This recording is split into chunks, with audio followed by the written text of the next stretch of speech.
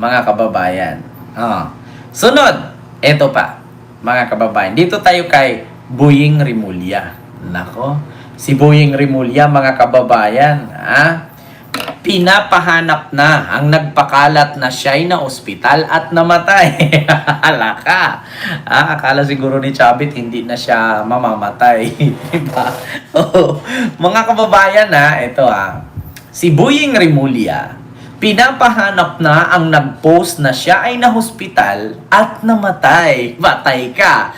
Kung sino ka mang nag-post na si Boying ay na-hospital at namatay, naku, makukulong ka, ombudsman yan. Hello po, Ma'am Phoebe ng Geneva. Ayan. At bukod dyan, mga kababayan, sinupalpal ni Boying si Aimee.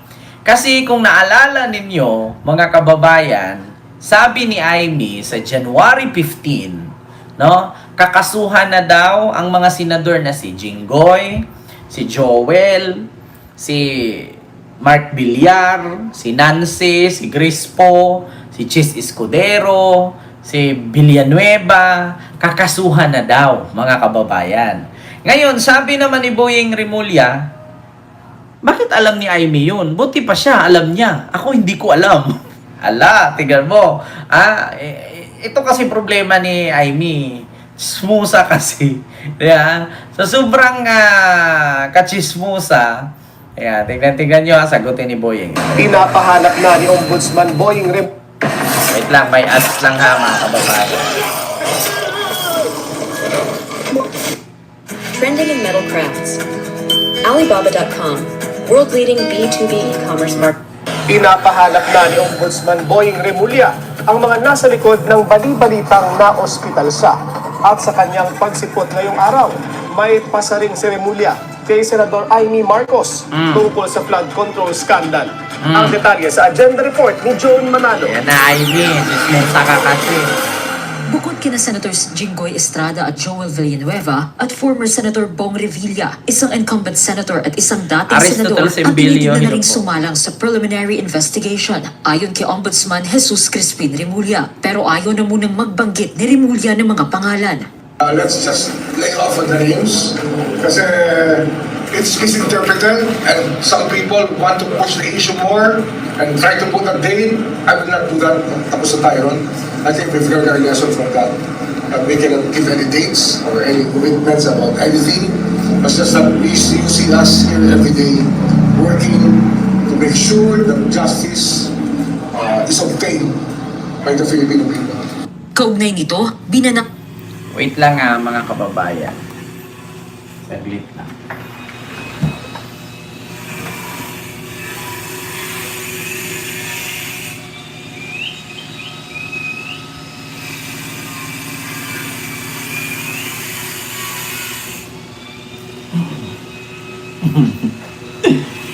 Aso pala.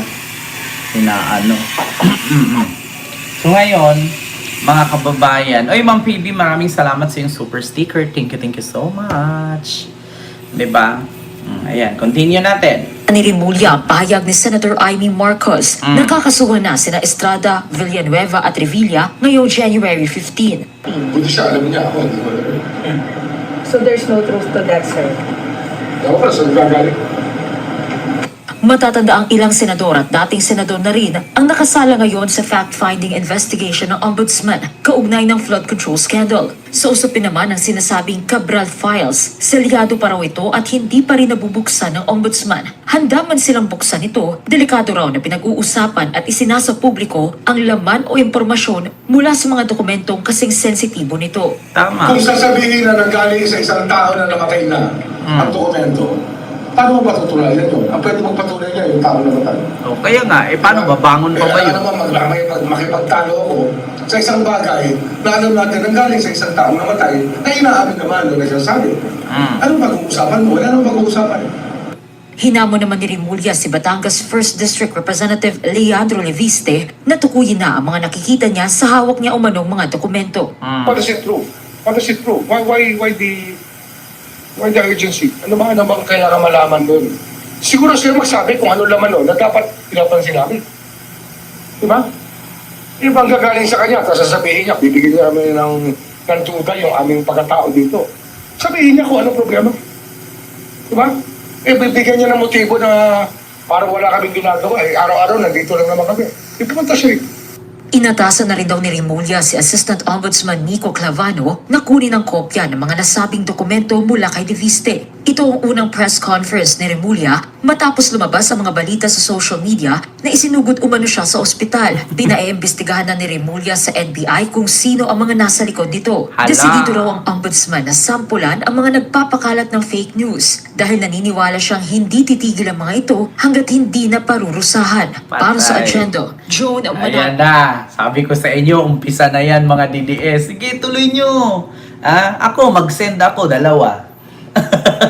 Ako, isi-send ko talaga yung dalawa. Nako, patay kayo dyan. Tignan nyo ako, dalawa, isi-send ko. Tignan ninyo, mga kababayan. Nako, sabi nga ni Boying, hindi magtanda pag hindi nasampulan. Mga DDS, ayan na. Sige na, tuloy nyo pa. Oh, nako. Sabi ko nga sa inyo, si Boying, pumapatol yan. Alam niyo naman may edad na yan, mabilis na mapikon. Diba? Oo, pumapatol yan. Kaya sa ginagawa ninyo, kung noon si General Torre, tawag doon, na nasampulan si Jun Avinis, ay, nako, ngayon, ewan ko lang kung sino. DDS, sabi ko siyo, napakadami yung nagsishare. Ako nga, pinagpiestahan ninyo ako sa social media, nagpaalam ba kayo sa akin na ipopost nyo yung bahay ko, mukha ko at sasakyan ko? Nagsabi ba kayo? Alam ko kung saan ang galing yan. Kaya yung 1 billion cyber libel, make sure na kaya mo yan. Ewan ko lang kung saan lupalop ka. Ewan ko kung uuwi ka pa galing Thailand. Ewan ko lang. Nako, sinabi ko sa'yo. Sabi ko sa'yo, 1 billion cyber libel, tutuhanin ko yan. Maghintay ka lang. Sa ginawa mo sa akin, bahay, mukha, yung husga sa akin, yung question sa akin, sabi ko sa inyo, tutuhanin ko yan. Diyos ko, kano lang naman abogado. Tignan lang natin. Ultimo sasakyan, yung safety ko. Pag nag-drive ako ng sasakyan, hindi ko alam ngayon sa dadaanan ko na may makakilala sa sasakyan, bigla akong targetin, bigla akong barilin dyan, patay ako kasi pinus nila eh. Diba? Sabi ko talaga, sa punot dulo na nag-post niyan, good luck sa'yo. Nagyabang ka pa, may pampiyansa ka, tangina mo. 1 billion cyber libel. Tignan natin yung pampiyansa mo kung kaya mo. Diba? Mas ilang Mustang pa ang mabibili ko. Kung hindi ka makapagbayad ng 1 billion cyber libel, makulong ka habang buhay. Diba? Sabi ko sa inyo, security ko. Buhay ko yung nilabas niyo, mukha ko yun, no? Yung plate number ng sasakyan, nakikita ninyo. Yung sasakyan, kung anong hitsura, nakikita niyo. Yung bahay, kung anong itsura, nakikita ninyo. Kung may magbanta sa akin, may gustong pumatay sa akin, di napatay ako ngayon. Diba? For the safety yan. Siguridad ko yan. Kapakanan ng siguridad ko yan. Kayo ba ni minsan, pinapakialaman ko ba buhay ninyo? Yeah? Pinupost-post ko ba yung mga binibili ninyo? Pinupost-post ko ba yung mga na-achieve ninyo sa buhay? Wala akong pakialam. Yeah? Tapos, sisihin nyo pa na ako nakabili, kayo hindi. Kasalanan ko ba? Ang lakas niyo mamakla, bang lalaki? Diyos ko. Diba? Yun ang mga kababayan. Yun ang palatandaan ninyo. Ako, hindi ako nagbanta. Kasi once na sinabi ko yan, gagawin ko yan. Hindi yan pagbabanta. Kasi bakit ginawa nyo yan eh?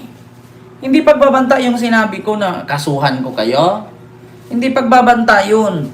Bakit? Ginawa mo yan, alam mo ang consequences dyan. Alam mo ang mangyayari sa ginagawa mo. Diba?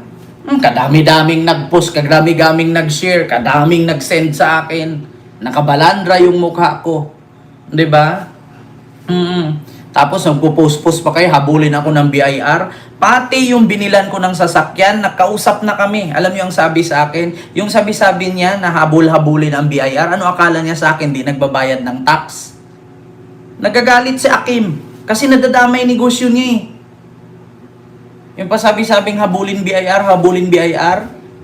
Nagagalit siya kasi nagtanda na siya eh. Naalala niyo yung una, yung binilhan ko ng sasakyan? Sinuplong sila nung nag-car show sila, sinuplong sila sa LTO, kaya na-impound yung mga sasakyan. Isa yun sa rason. Doon pa lang ang pagod niya doon. Yung sakripisyo niya sa negosyo niya, nasira. Dahil maraming inggit. Tapos ngayon may pa-BIR pa kayo. Sabi ko sa inyo, ewan ko kung tutulungan ka ni Lustay. Akala mo tutulungan ka. Sinong kukunin mong abogado? Yung walang naipanalo, tas lahat dihado na kliyente? Luso. Kahit sinong abogadong lapitan mo, sasampalin ka pa. Sasabihin lang ng abogado mo, anong rason mo ba't pinus mo yan? Tatanungin ka ng abogado mo ngayon, anong rason mo ba't pinus mo yan? May consent ka ba na balandra mo yung mukha niya, yung sasakyan, seguridad niya, yung bahay niya? Ganun lang sasabihin ng abogado ngayon. Ano bang ginawa niya sa'yo? Pinus din ba yung mga ari-arian mo? Pinus ka ba? Pinus ba yung hubad mong larawan? Wala naman. Diba? Yan ang pinaka mahirap sa inyo. Kasi ang akala ninyo, tutulungan kayo. Diba? Yun ang ano ninyo, ang akala ninyo ay tutulungan kayo ng mga amo ninyo. 'Di ba? Kung itutuloy ko talaga yan, maniwala kayo sa akin. Bago matapos mga March, maghintay ka. May ginagawa lang kasi ako ngayon eh. 'Di ba? Pero abogado okay na. Meron naman akong abogado na.